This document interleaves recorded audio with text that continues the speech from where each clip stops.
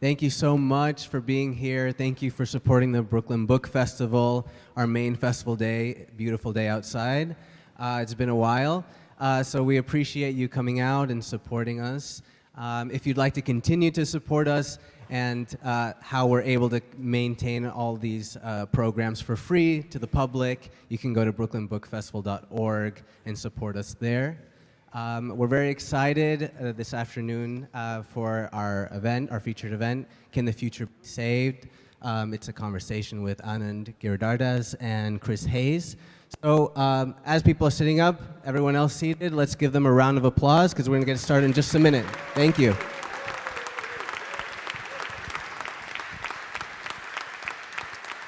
Hey, everyone. How's that for the volume? Good. Keep coming in. Keep filtering in.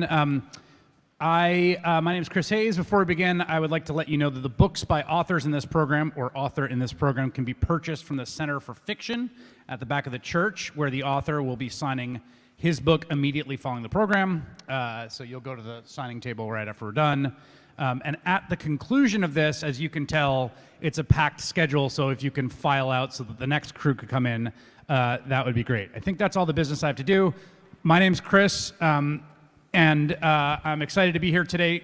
We had Astor Taylor, who's going to be joining us, who's a fantastic writer and thinker that Anand and I both admire, who has fallen ill. So, I mean, she's fine, but she's not going to be here. So it's just the two of us. You guys showed up nonetheless. I hope, I guess if you were coming for Astor and you want to leave, I'll give you a second to just You get a refund on your free ticket.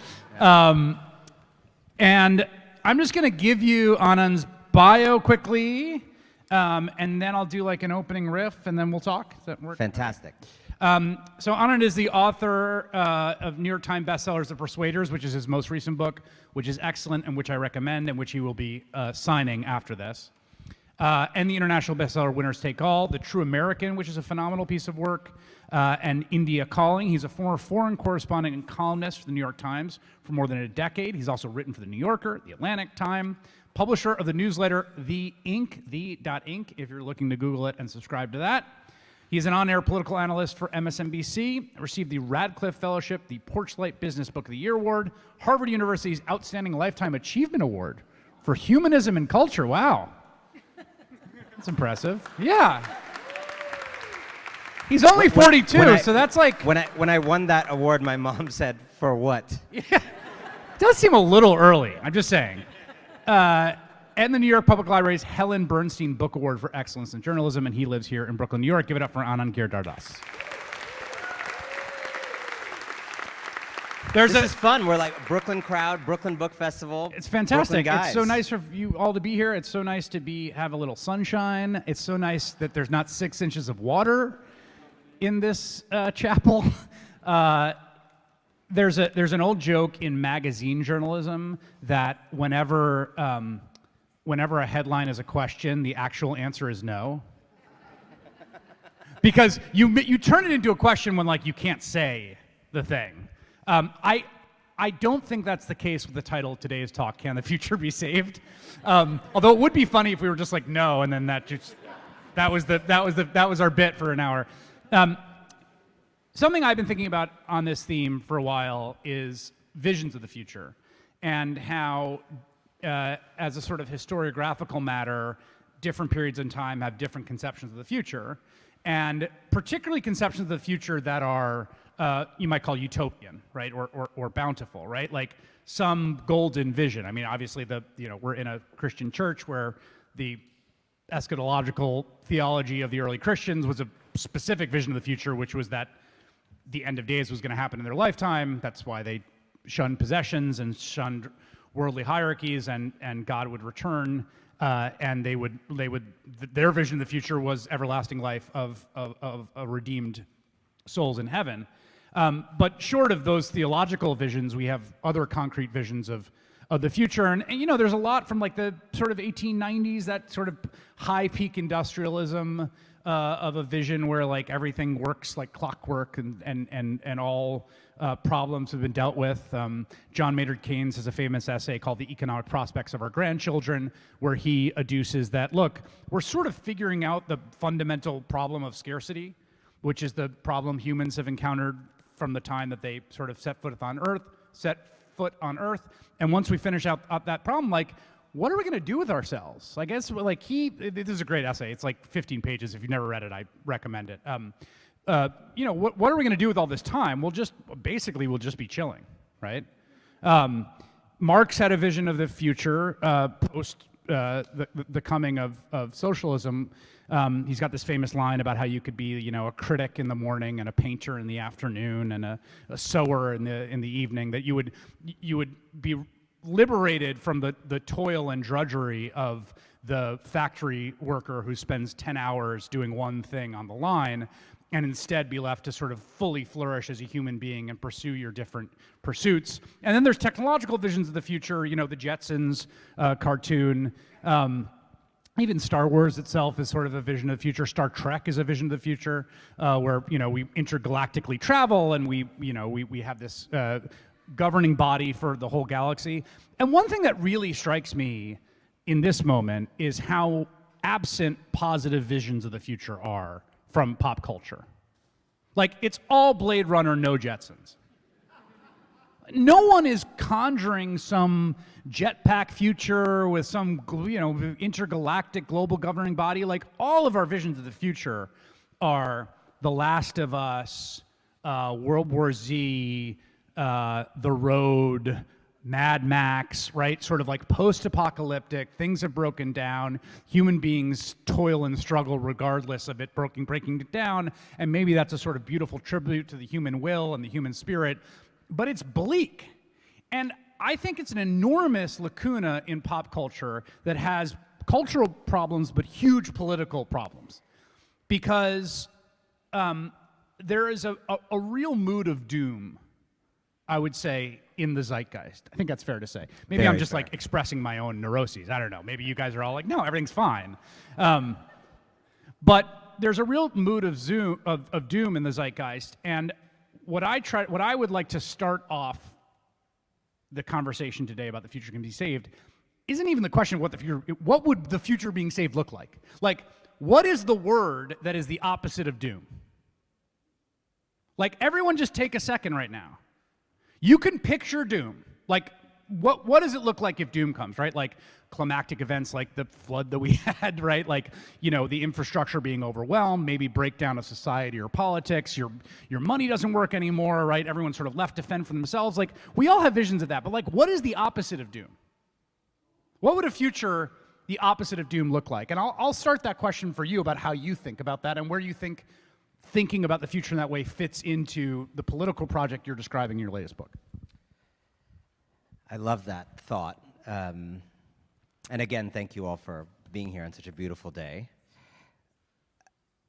I understand the doom culture and the despair culture, and I have ridden those same emotional waves as all of you. I'm sure you get this also. When I meet people who watch MSNBC, I'm sometimes like, oh, like what show? And they're like, no, just like all the shows, like we just keep it on the whole day, not necessarily healthy behavior. Between us in this room, I always say, like, don't do that. Don't do that. Don't do that. Just 8 p.m. And I think I understand it, but I actually think about this moment we're living in sort of backwards, which is, I think so many of us have been lulled into this sense that the world is ending. And it's ending from a climate point of view, it's ending from a democracy point of view, it's ending from like white supremacy taking over, from all of these things. And the story I think is true, and certainly try to shore up my own sentiments around, is that actually we have done an extraordinary, fitful, but extraordinary run of progress over a long arc. And I think we are having some major, major problems right now as a consequence of progress, as a result of progress, and as a attempt at resistance to final future stretches of progress. And I know it does not feel that way to many people, because when I have this conversation with people, people often think I'm crazy. But I think if you look at the democracy thing, it is absolutely the case that this is a very dangerous time, and all these things are dangerous, and everything that's happening at the state level, and certainly the January 6th kind of, like the nationalization of one major party basically not being a pro-democracy party anymore. Very, very dangerous. But I think we risk turning them into something even bigger than they are, which is some big, bold, creative, generative movement that has really big thoughts. This is a pretty classic backlash to progress thing. And I think progressive forces often forget, it's kind of in the progressive temperament to not count your own victories, to not be happy about your own victories. Like, we have changed more in the status of women in the last 50 years in this country and many countries than in the previous 5,000, right? We have changed Correct. more on that. I mean, gay people, Indubitably so. gay people were not invented in 1973, right? Like all human, most human societies were incredibly cruel and murderous often to a pretty large chunk of us, and then in the lifetimes of everybody in this room, there was a pretty drastic swerve. Not done, not complete, but a pretty drastic swerve in history that our ancestors would have found puzzling, right? Even on the climate stuff, it is scary to stare at the end of the end of habitable life on the planet potentially. But what we're trying to do at the same time is actually, for the first time, live in a healthful way and a sustainable way with the earth that, frankly, human beings have not done in a very long time. And we actually have the means to do it, and we're trying to figure out how to do it. And I'm not saying this in a Pollyanna-ish way, but I'm saying it to put the people revolting against the future in their proper place. I think they are barnacles on the hull of our progress. I don't think they are the captains of the ship. I don't think they are inventing the next story. I think they are people who are uncomfortable with the future. I think they are people who often feel mocked by the future. By the way, I don't think this is often, this is not always evil or malevolent. I think if you are a man raised in a different era, and you were raised a certain way, you were taught certain ways of being a man, you were taught certain ways, and in a quite rapid blink of history, there's a whole new set of norms, rightfully so. Everybody in this church, I think, would agree with those norms, probably. But I think as human beings, we can understand, like, change is hard for people. We are trying to psychologically migrate tens of millions of people in the same era to a new understanding of masculinity, a new understanding of whiteness. I mean, how many white people in this room grew up knowing what whiteness was, right? Like, there's a lot happening, right? More new thinking and new thoughts that we all need to process around gender in the last 10 years than in anyone's lifetime prior to that, right? We're going through a lot. Tech, China, no, we don't manufacture anymore. Now we manufacture again. I think I have an understanding that, from my reporting, that we have put ourselves through a ton in this era. You're in my lifetime. And that it's choppy for a reason. It should be choppy. And if we need to get our heads on right, that we're trying to do a thing, and remember the thing we're trying to do, to your point, and then deal with the people who predictably, reliably, are going to be trying to throw a little bit of sand in the eyes. I think I agree almost entirely with that. I mean, the thing you just said about sort of gender, I think about this all the time, because I remember the first time when I encountered my first Judith Butler text at the age of 19, and it blew my mind. First of all, it's very difficult to read and well nigh impenetrable, but it blew my mind, the idea that, like, sex and gender were different, and that the idea that gender was a performance, right? That this wasn't some immutable platonic category. And that really blew my mind. And I remember thinking, like, wow, this is far out and radical. And, like, if you told 19-year-old me that, like, that core insight would be like a dominant cultural shared view of tens of millions of Americans, like, yes, of course gender is performance, that really would have, like, really blown my mind at that time. But I think that the point that you're making here, and this is where I think why there's this sort of sense of anxiety, is that what I think has fallen away is some sense of telos, some sense of, like, the implacable path of history going forward, right? So, like, I think in a sort of traditional progressive, which is sort of oxymoronic in its own way, but, like, there's some way of thinking about, and Marx is a clear example of this, right? Like, Marx has this very clear vision of telos. I mean, he's explicitly Hegelian in that way, and that, history moves in this direction, and the sort of vessel of history is the working class in the moment that he's in, and that idea has really been broken for me, I think, and for a lot of folks, which is like, there's not some wind at the back, some propulsive force that, like, in a Hegelian sense, like, is woven into the fabric of the universe that pushes things forward, and that, in fact, the experience of the step back, to me, is what's so traumatic. And I think everyone in this room has, either through personal family members or through reading, has read the experience of a German Jewish family in 1932 to 37, right? And maybe they were, pillars of the community and had a factory and were on the local boards of stuff and were in the university. And then, and we all know what that historical story of, you're living one world that you think is going one way and it doesn't. It goes backwards and into the worst depths of human evil. That experience, right, the expectation that things will continue to progress or things will go on a certain trajectory, I think that's the thing that's really fallen away.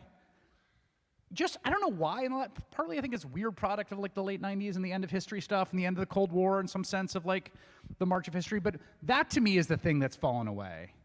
That there's nothing guaranteed about the progress, which, when I say it out loud, I know that, but I never felt it as much as I feel it now. And I certainly don't, in the story that I was telling, I don't think it's automatic. Right, no, right? I know, we agree on that, yeah. That's the problem with those triumphalist ideologies. I think about it more as a story of what has actually happened time and again in this country, which is the parties have had different names over time, the figures have been different, the issues have been different. But broadly speaking, there has been a long-running contest between a smaller we and a bigger we. Should we build a bigger we or should we not build a bigger we? Right? There's that contest over slavery, there's a contest over women's suffrage, contest over social insurance and the New Deal. And over time, in ways that I think progressive forces discount, the bigger we has had a very, very good run, right? It doesn't mean it's had an undefeated run. It doesn't mean there's not backlashes. You want your backlashes to be three-year backlashes. You don't want them to be like Reconstruction backlashes, right? And so I'm not saying that this is automatic, but I am saying that I think we have gotten ourselves, a lot of the folks I know and kind of travel with, have gotten ourselves into a psychological state where we are not winning, we have never won, we don't know how to win, these people have always had the country and they will always have the country forever, and I just don't think it's a true story. And I actually long for all kinds of figures in the broad pro-democracy movement to actually, going back to your first point, to share a compelling vision of the future. Well, so what does that mean, right? Like, this is the thing I try to think about, and I don't know that I have the answer, so I'm going to ask you, and it's not sort of a fair question because I don't know if anyone does, but, like, what does it look like when we win? Like, we win. Whatever that means. What's it look like? And I'll give one example. I was telling you this. I love this example. So I love this example because it's an example that's so banal but so compelling, which is Lula running for election in Brazil in this last campaign, had a campaign stop where he talked about, like, his vision for, like, what Lulaism is, democratic socialism, whatever, in Brazil. And it basically was like, we want you to have a weekend where you don't have to work and you're healthy and your family's healthy and you have a little place that you can go that's clean in outdoors with a grill where you can grill up some food and you can have a beer and your friends and your family could be by and they're healthy and you don't have to worry about, you're not working, everyone's off, and you're just enjoying being outside and grilling and drinking beer. And I thought, like, that is a good vision. That is a really freaking good vision for politics. Because, like, even as I say that, I can watch you all, like, and maybe, maybe some of you don't like grilling or you don't like beer or whatever, but you get that. You grill tomatoes if that's how you roll. You get that feeling that we've all had of, like, when you really feel like you're you're embodied and you're yourself and you're not toiling under some yoke of stress or anxiety or work deadline, where you're in a place with people you love doing something that feels free. Not like in the monetary sense, but in like the deeper liberatory sense. And as banal as that is, like you're grilling on the weekend, him saying that in a campaign speech of like, this is what we're about, I was like, whew, that's good. Like that, I would sign up for that political project. First of all, I think Joe Biden should run in 2024 on a platform of Brazilian barbecue for all. I think that would be like fogo de chao, like national, just national. They are sponsor of today's event. No, I'm just kidding. I think that's such a great point, and I think it actually, the reason I love the example is, it's one of those examples that immediately makes you realize how missing something is, how like weirdly missing something is. So, having covered and written about a lot of Democratic candidates selling big, bold ideas to the American public in the last decade, what is so striking to me is I almost struggle to think of a single time I heard any of them describe an end state like this around any of these policy ideas, right? So think about Bernie advocating Medicare for all. In my opinion, a fantastic policy. And in Bernie's telling of it, it is about these insurance companies are doing this to you, and here would be Medicare for all, great. All accurate, valid, important, the correct policy. And effective, rhetorically. Effective. Built a pretty remarkable movement around it. But I think for a regular person, the really transformative thing about Medicare for all would not be Medicare for all. It would be what life is like if you didn't have to actually think about healthcare very often, as most people in advanced countries don't. It's just not something that you sit at the kitchen table looking at paper over, because there's no paper. You just get your health care, and you go home and like make love to your spouse or whatever they do in other countries when they're not stressed out all the time about medical bills. It only happens in France. Yeah, exactly. The only place it happens. And so I was just really struck by no one's made a video of this as far as like, what would it be like to go to the doctor in a country where we had this? What would your marriage be like, right? Like, it sounds silly, but I think it's actually true. Like, I think people would have much less stressed out marriages if they weren't as worried about saving this many $100,000 for college. And there's all these things that we worry about that people in other countries do not worry about and do not have to worry about. And surely it affects how much fun we have with our friends, how much joy we have in our relationships, whether we read a book to our kid or snap at our kid at the end of the day. And we are very bad at translating policies, which, if we are honest, are not things most people think in terms of. It's not a language most people, maybe people in a church on a Sunday for a book festival are very sophisticated about policy. But y'all are weird, and we're weird. And most people, Medicare for all is like a word, a phrase, they have some idea, but we're not good at picturing what the world looks like. And I would apply that to climate. I think there is in fact, instead of an ideology of like, we're going to take away this from you, take away that from you, you're going to sacrifice here, there's a beautiful vision of what it looks like for us to actually finally live right with the earth, like for the first time ever. There's a beautiful way to talk about that, invite people into it. I think there's a beautiful way to invite people into an idea of a multiracial democracy that does not feel lecturing, or does not feel like you don't know the right words, but just feels like it is so much more fun when we're all there. The food's going to be so much better in a multiracial democracy. Certainly the dancing. And so I think there's often a little bit of like, why are very dangerous people doing well with the electorate? And sometimes we lean too easily on the kind of rigging stories, they're gerrymandering, and all of that's true. But it lets ourselves off the hook a little bit. Are we offering a truly enthralling, galvanizing picture of the future where, frankly, so fun, so compelling, that even people who disagree with it on the bullet points just want to get into that party? Yeah, it's a great question. I mean, I think you're right too about the. My family's leaving, but hopefully it's not a Bye. vote on. Bye, Bria. Yeah, Great to see yeah, you. yeah. Bye, guys. Do not do what my family's doing. They're like, our future little is kids. out of this building. Yeah.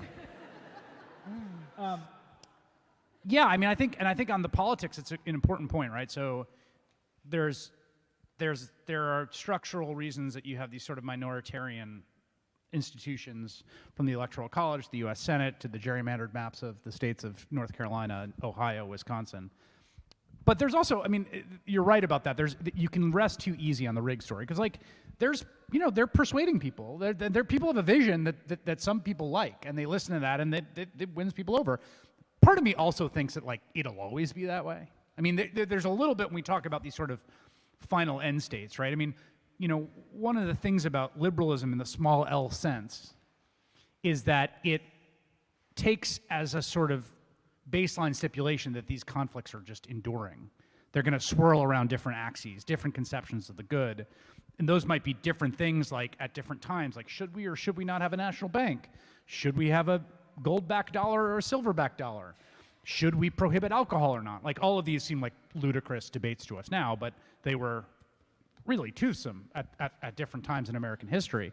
So one of the things that I think there's a little bit of tension here is that liberalism sort of functions on this, there's a famous Freud quote, which I'll mangle a little bit because it's translated and sort of been run through the ringer, but Freud once described his project as transforming acute misery into ordinary unhappiness. Well, it worked. And I love that, right? Because it's that captures something. In some ways, I feel like, liberalism as a political theory is a little like Freudianism in that sense, right? Like, the project of liberalism is to convert like people killing each other in the streets over their factional, sectional, confessional, racial differences into like people yelling at each other in parliament over those same differences.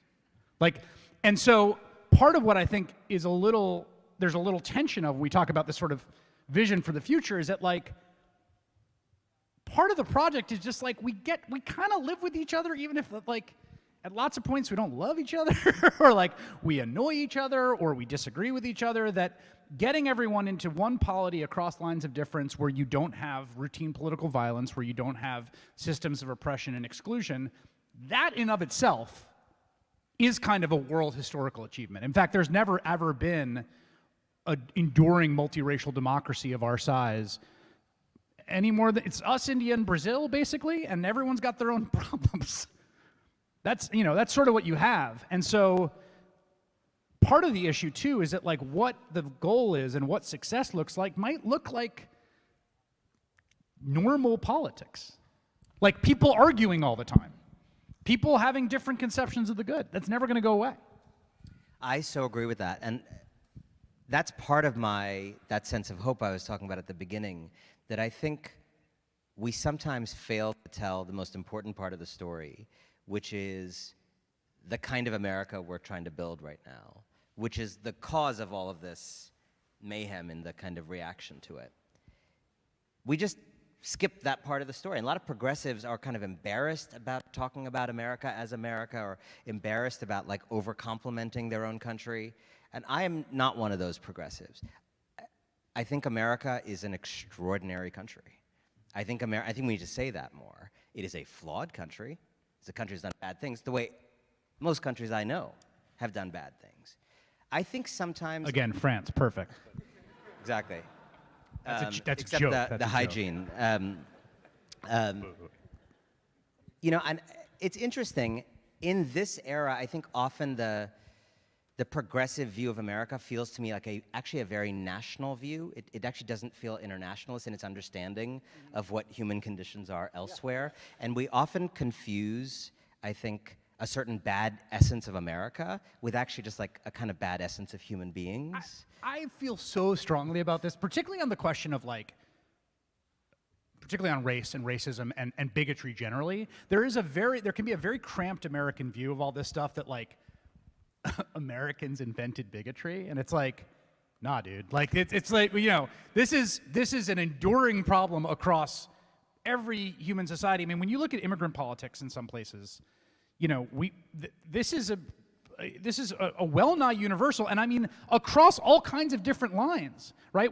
Because the central axis of this in America is race, because of slavery, and because of slavery is this foundational part of the American experience, and I think inseparable from any story you tell about America, fully. Race and slavery as this sort of foundational distinguishing aspect of the country. It is easy to lose sight of the fact that people find all different kinds of reasons to hate each other in all kinds of different ways, such that, like, you know, the politics around Venezuelan refugees in Colombia right now are really, really ugly. Really ugly. There's hundreds of thousands of folks that have come from Venezuela to Colombia, and there's a lot of, like, build a wall, kick them out politics. There's not a racial difference in some traditional sense that we would even conceive of it between Venezuelans and Colombians. There's not a linguistic difference. It's just that they're from over here and now they're here. So it doesn't take much. Like, and you know, my family comes from India originally. My parents emigrated from India. You know, Isabel Wilkerson wrote this incredible book, Caste, comparing the hierarchies of the United States on race, India on caste, and Nazi Germany. And having that background of India, and I also started my career as a foreign correspondent for the New York Times in India. I have moved to where my parents had come from. Finally listened to all those trolls who were like, go back to where you came from. So I did. And you know, India is, I think this is widely agreed by people who study India. India is, like, constitutionally, not in the sense of the document, but in the sense of in the bones, constitutionally a hierarchical society. It is the essence of how people process life. It's not just law, it is how people, I mean, I have a scene in my first book about India where I had gone, it's a very typical kind of moment in India, where we had friends over, and we had borrowed a mattress because my parents were visiting when I lived there, and we went to these friends' house for breakfast, and we forgot to return the mattress. So it was a great breakfast, and they had a cook in their house who was so gracious and, you know, obsequious in serving in this kind of very uncomfortable way that is common in India. And then 2 hours later, having forgotten to return the mattress, I went back to the same house. I had changed into shorts and a t-shirt. I was no longer with my whole family. I carried this mattress under my arm and went to return the mattress we'd borrowed to the same house. The family was gone, but the same cook who worked for them was in the house. And he didn't recognize that I was the same person who'd been there for breakfast, who he was so obsequiously serving. He thought I was like a delivery man. And he treated me with so much cruelty. You know, barking, put it down there, put it down here. And it took me a second to understand what was going on, but it was a very defining Indian experience where this man is used to being either profoundly below you or profoundly above you, and he code switches those things many times a day. And I would say personally, people may disagree, that is 100 times more pronounced as a way of life in India, where my family came from, than in this country. There is, for all of our flaws, an idea, an aspiration of natural human equality that is, I don't even think, a widespread ideal in India. I don't think the most enlightened people in India actually think people are born equal. I don't think there's a very large number of people in India who think that's a thing, right? I say this to say we have to be very realistic about our problems, our flawed history, but there's something cool here we're trying to do. There were ideals here that were actually quite compelling, quite radical in their time that we have gotten actually much closer to achieving. And when we start the story with the charlatans and the fascists, we neglect to tell the story of we are trying to build a kind of country that actually hasn't existed in history, a country made of all the world, people from every country on earth, a country that kind of poaches brilliant minds and artists and scientists from everywhere and turns them into the fullest versions. We fail at it in all kinds of ways. We've gone backwards, we've gone forwards. But it is a cool project. India is not a country made of the world. China is not a country made of the world. Most European countries are very safely white countries with a very carefully managed helper population. We are not that, actually. We are actually trying to do a difficult and, in my view, much cooler thing. And I think it's worth giving ourselves that credit and then understanding why it's going to be tough going sometimes. Well, and I think the reason that's important is that it's very easy to fall back on when you talk about building something, what the future is, right? And I think now we're talking about building multiracial democracy in a a fully egalitarian multiracial democracy, which we don't have, which is aspirational. That it can get, you see this on the right a lot, where they will fall prey to a kind of naturalistic fallacy, where they'll move between what is descriptive and what's normative, right? So it's like, it'll be like human beings are tribal, or human beings protect their own, or men are aggressive towards women. These are descriptive matters, and that's the way it should or has to be.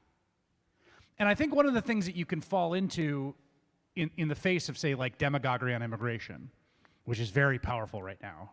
I don't know how much Fox News you guys watch. Probably a lot in this crowd, yes. It's a big Fox crowd here.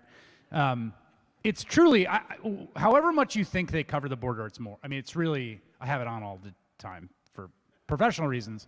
And it's obsessive, it's neurotic. It's a neuroses. It's like scratching something. I mean, it's like really, really sick.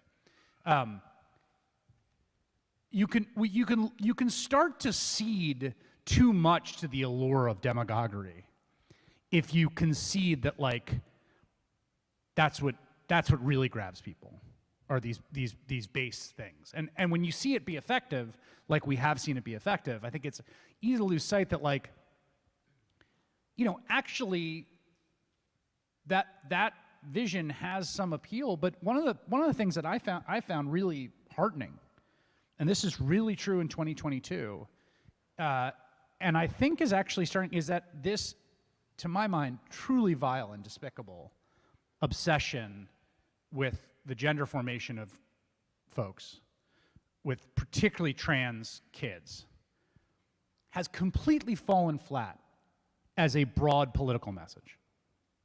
Like, in the state of Michigan, on election eve, the keynote speaker at the big day before election day rally in Michigan on that Monday, where all the slate of candidates was like the one swimmer who, like, is mad that she lost to a trans athlete. Do you know this woman? She, like, goes around, she's mad that she lost, whatever. That was the keynote, that was the closing finish. It's like, here you are in front of the state of Michigan, which we know is a swing state, to be like, here's our message to you, Michigan, about why you should elect us and Senate and Congress and governor. And it's like, because someone lost a swim race. And it didn't work. They got their butts kicked. They've gotten their butts kicked so much on this issue that they've basically dropped it. They didn't say the word woke once in the last Republican debate. So I think there can be this liberal thing that happens where you see that kind of hateful message and you think, like, oh God, oh no, here it comes. It's gonna work, it's gonna work, it's gonna work. This is what people wanna hear. And it is worthwhile to A, give people credit, and B, also have some confidence that, like, a vision of, like, inclusivity can beat a vision of us versus them. A vision of, you know, all of us in together can actually work against we versus them. Like, it can and has many, many times in recent memory through the course of the American experiment. I think that's right. I think they're very wedge appeals like that, or on CRT, or on you know, the book bans and things like that. I don't think that's not the thing that makes me most concerned about the rights appeals. If I kind of look at it forensically as what is it doing tactically and strategically that does most worry, I mean, that frankly I think, you know, the pro-democracy side could learn from.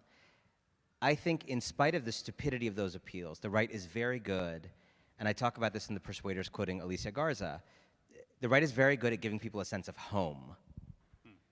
And I think we are often asking people for their vote transactionally, often asking disaffected people whose lives have not been improved by voting in the past to believe that their lives will be improved going forward by voting. And the right is offering a home, the right has home at all levels. Like, if you're a, you know, minority of a right-wing person on the Harvard Law School campus, there's a home in the Federalist Society. If you homeschool your kids, there are these networks where you can connect and there's a home. Gun clubs are a home. You know, if you're 20,000 person mega churches where you go multiple times a week are homes. They have a very elaborate infrastructure. And just rally, Trump, like there's a kind of human understanding of people's desire to be part of things. Frankly, there's an understanding, a shrewd understanding of just how bored and stuck in routine a lot of people are, how lonely a lot of people are in a kind of deracinated country, how far people live from family, how little people have in terms of human connection in many parts of this country. And there's a provision of home. And the wedge issues are sometimes just the way to like try to coax people in, but the home is real. And when I look at the pro-democracy side of the argument, I don't see a similar interest or skill at building political homes, right? I don't see here in Brooklyn, New York, a very, solidly progressive place. I don't see a lot of hanging out, a lot of kind of organizing in physical space along these lines. I was asked in the Trump era, pre-COVID, I was asked for $5, as all of us have been, more times than I can remember. I can't think of a time that I was invited to Fort Greene Park by those same email lists saying, let's go stand together and sing songs celebrating immigrants when our immigrants are being maligned, or just anything, hanging out, doing things, just seeing like a physical presence, right? All this amazing mutual aid stuff happened at a scattered local level in COVID. Was the Democratic Party or any of these larger structures involved with any of it? Did they send one email saying, okay, that's a great idea. Let's have 1 million people from this mailing list put out a community fridge in their neighborhood. Here's how you do it. Here's how you connect with others. Nothing. So at some level, I worry less about these kind of bogus issues which come and go. But I do worry that there is a lack of interest around real social infrastructure and real human infrastructure and real, like a kind of movement that hangs out, that sees each other. Yeah, I mean, I think that's true. I mean, part of the reason that I wanted to come do this today, other than my admiration for you and Astra and your work, is that I really like this event, the Brooklyn Book Festival. And I got 3 kids and not that much time off, and so I was like, oh, Sunday. But I like this event because of what this is right here, which is a kind of home. And part of the thing I think that's difficult about defining home is that the more pluralistic your coalition is, the more variegated and prismatic their definition of home's going to be. Like, so the sort of the huge thing that you're trying to do when you're trying to lasso a bunch of people across lines of difference into a coalition is people have very different views of home, and part of what we're trying to do, right, is to say, like, whatever your vision of home is good with us, and we're knitted together. But the question of, like, defining what that thing is, right? Like, this is one specific vision of it, which I'll be honest, like, I like, right? Like, I'm a cosmopolitan Brooklyn nerd, so I like the Brooklyn Book Festival. This is what we call a safe space for you. Yeah, right. Yes, this is a safe space. And the acoustics in this beautiful church are great. Thank you for hosting us. So yeah, this is what it looks like to me. But a lot of people this would be like the last thing in the world. Later tonight, I'm going to go to the Jets-Chiefs game at MetLife Stadium, where a lot of people in the tailgate party will feel at home. Different idea of home. Very different scene than this scene, right? But part of the trick here, right? The tricky thing is, like, you want to get the people in that stadium tailgating at the MetLife game and the folks in this room, like, together in the same coalition. But, like, those are real different visions of home. and that's the real tricky work, yes, rhetorically. And you write about this in Persuaders, right? Because part of the work, and I've gotten very zealous about this as time has gone on and as the threat to democracy has grown. And I think also because it's professionally the only thing I have any expertise in. Is the only thing that I know anything about in a deep way is trying to communicate for large groups of people in a democratic society. That's it. That's the one. That's like my pretty one. Good, pretty good skill. It's you my do a pretty one good trick. Job of it. I mean, I talk for a living, which is a strange thing, but that's the only thing I know. I've done my 10,000 hours on that. I've done 10 years of it. I've done 15,000 segments. I've put a lot of thought and repetition, and I don't have it figured out, but it's a thing I think a lot about, and that is what the project of trying to get the folks who I'm going to see later tonight at the MetLife Stadium and these folks, who, by the way, like, are in a political coalition together, by and large, to feel something deeper than the thin connection of politics, right? Because that's what you're talking about.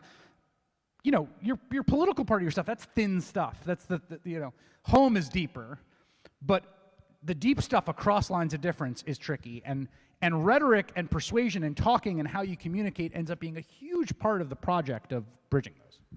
I think that's so true. I'm going to stick with this kind of party metaphor, this party and that party, or this festival and that tailgate. Because I think those of us who think about politics a lot, which again, this room is probably skewing very off the charts. We are not normal necessarily. Overthinks how people's allegiances form. And I think sometimes the secret to pulling people in is just kind of being the more fun party, not in the political sense, but like in the party sense, like music and drinks sense.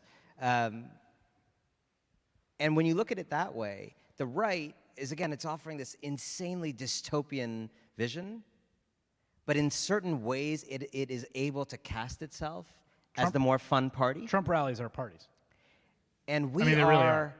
On the pro-democracy side, I think very head-oriented, very brain-oriented, very policy-oriented, very facts-oriented, very fact-check-oriented, very outrage-oriented, and sometimes forget to just be more fun than the other side, right?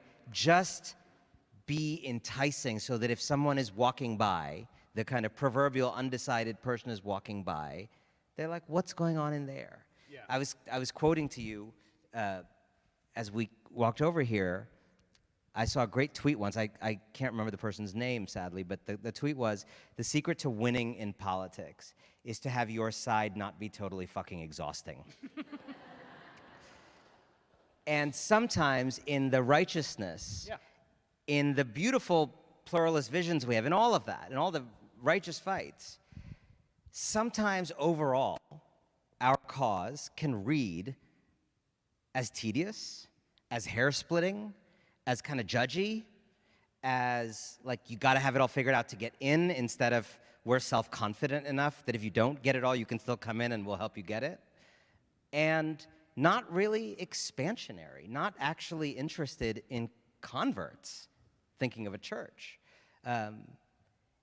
And I think this needs to be reversed. I think actually the kind of vision of multiracial democracy we've been talking about, a vision of living healthfully in tandem with the earth that we've been talking about, these need to be offered to people as not just important and righteous and like fact-derived, but fun projects to be part of. Fun and good. It'll actually be quite fun to save the planet Earth in our lifetime. That actually sounds kind of great. How is that not being offered to us as a thrilling project? Like, how did this get reduced to a solar credit? I want to be summoned. I want my president to be telling me to show up somewhere in tandem with this whole neighborhood on Saturday doing something. People are willing to struggle. People are willing to sacrifice. Think of the awful wars, and people are willing to give a lot. But you have to explain to them what they're doing it for, what that picture of the future is, you have to help them make the meaning around it, and you have to kind of convey a joy even in that struggle. And I think all the ingredients for it exist. Saving the earth is a good thing, a fun thing. A multiracial society is a fun thing with much better food, so on and so forth. And I am frustrated but also hopeful that we will be able to figure out not just telling people the policies that will get there or lecturing people about their failure to be future compliant, but actually summoning people into something that they just can't wait to get into. Anand Giridharadas.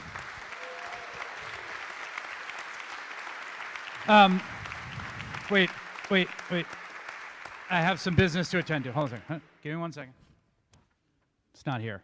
Any questions, or what happens now? No. So the next thing is going to happen is Anand's going to go back there, and if you would like him to, you can purchase books back there, yeah, and sign books back there. I'm going to get on my bike and bike back to my kids. But thank you so much for joining us. This was really wonderful. Really, really Thank appreciate you, Chris. it. Thank you all.